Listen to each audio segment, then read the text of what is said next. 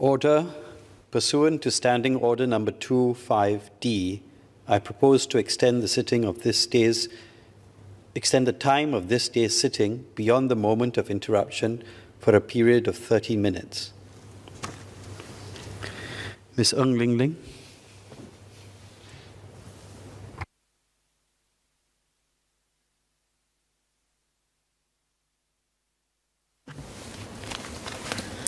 Mr. Deputy Speaker, sir, I rise in support of both amendment bills. I would first like to start by affirming the efforts of the Ministry of Manpower in introducing the Retirement and Re-employment Amendment Bill to prohibit dismissal of employees on the grounds of age by legislating the minimum retirement age at 65 years old and increasing the statutory limits for re-employment age from 67 to 70 years old. Given Singapore's demographic shifts towards an aging population and a longer life expectancy of Singaporeans, it is inevitable that many of us will have to continue working for a longer period.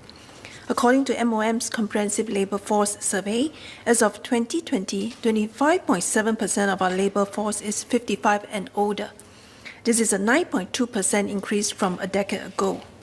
As Singapore moves towards a more inclusive workforce that recognizes the increased contributions of our older workers, I would like to make 3 clarifications to ensure that our older employees are safeguarded from unfair employment practices when offered re-employment. Firstly, the Ministry of Manpower released the tripartite guidelines on the re-employment of older employees, which took effect on the 12th of October 2020. On wage adjustment, the tripartite guidelines stated that upon re-employment, any wage adjustment should be based on reasonable factors such as productivity, duties, responsibilities, and wage system. Although the tripartite guidelines allow for the wages to be adjusted down to the level of a younger employee with the requisite experience and competency for the same job, I would like to clarify what are the safeguards in place to prevent employers from disincentivizing older employees by overtly reducing their salary, knowing that they need to be re-employed. Continued employment may remain an important channel for older workers to meet their expenditure needs, especially the lower income earners. Having contributed their years before retirement in an organization and hoping to be valued for their contributions, older workers should not be expected to be shortchanged in re-employment terms and benefits to continue their service with the employer. Secondly, I understand the Act has set forth in Section 8A a conciliation process for employers who have re-employment disputes.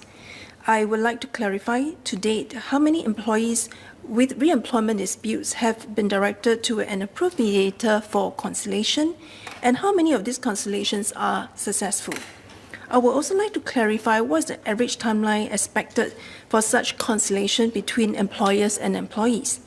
It is important that the timeline for this conciliation be short, with amicable solutions reached by both parties so as not to overtly bring hardship to employees seeking re-employment, especially those who require the job for their livelihood.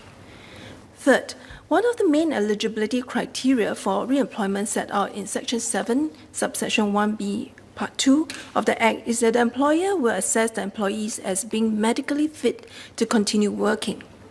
With increased retirement age, there would be a proportional increase of those with multiple chronic diseases. The transitions in health, employment, social engagement, and intergeneration transfers in Singapore study show in 2017, around 37% of respondents reported 3 or more chronic health conditions, up from 19.8% in the 2009 study.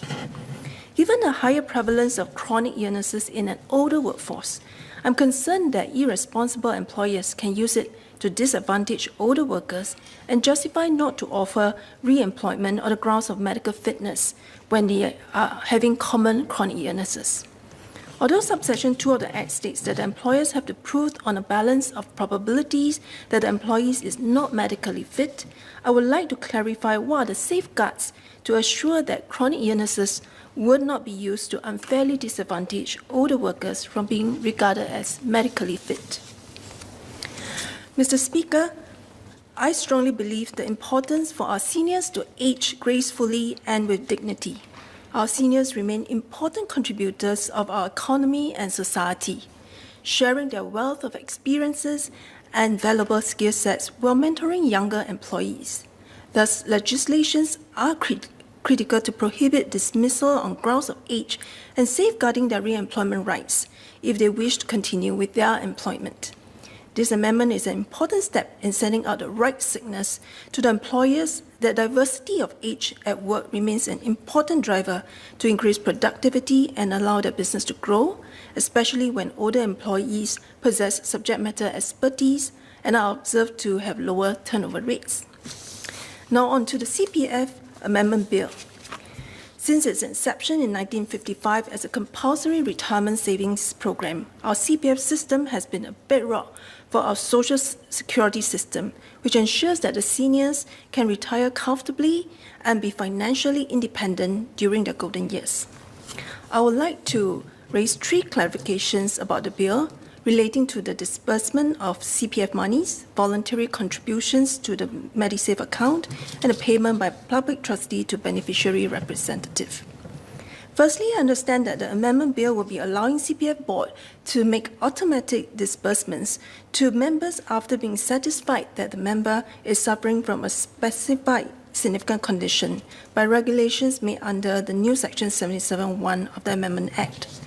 Currently, CPF board already allows members to apply for withdrawals if they are certified to have a reduced life expectancy or severe medical conditions that cause members to be permanently unfit for work or lack mental capacity. I would like to clarify if there can be more specificity on how the significant conditions will be decided in the proposed amendment bill to be adopted. I have an encounter with one of my resident, Madam A, who suffers from a rare and incurable disease characterized by progressive problems with movements and may shorten life expectancy. Madam A approached me for assistance because she has been using her CPF monies to support her only son's studies.